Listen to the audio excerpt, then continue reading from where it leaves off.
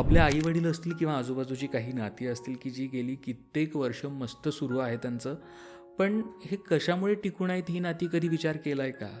खरी नाती, खरं प्रेम टिकण्यासाठी त्यांना अनेकदा एकमेकांना माफ केलंय त्यांनी. अनेकदा चांगल्या वाईट गोष्टी त्यांनी स्वीकारलेत. आपण हे लक्षात ठेवलं पाहिजे, की तुमचा जो जोडीदार आहे, तो परफेक्ट माणूस नाही आहे. या जगामध्ये परफेक्ट पार्टनर नसतोच कुणी. तो कधीतरी चुकणारच, तो कधीतरी तुम्हाला दुखावणार, निराश करणार आणि कधीकधी रागवेलही.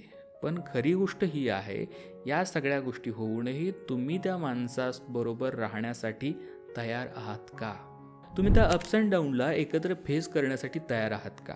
जर हो, तर ते नातं मजबूत राहणार आहे, टिकून राहणार आहे. कारण प्रेम ही फक्त भावना नाही, प्रेम म्हणजे प्रॅक्टिस आहे.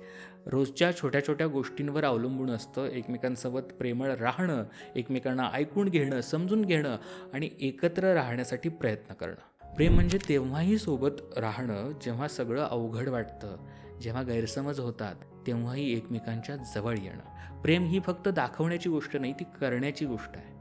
तुमच्या नात्यामध्ये असे काही प्रॉब्लेम्स येत असतील, सल्ला घ्यायचा असेल तर माझी पेड काउन्सिलिंग कॉल तुम्ही बुक करू शकता. अधिक माहितीसाठी व्हॉट्सअप करा 8010093939 या क्रमांकावर.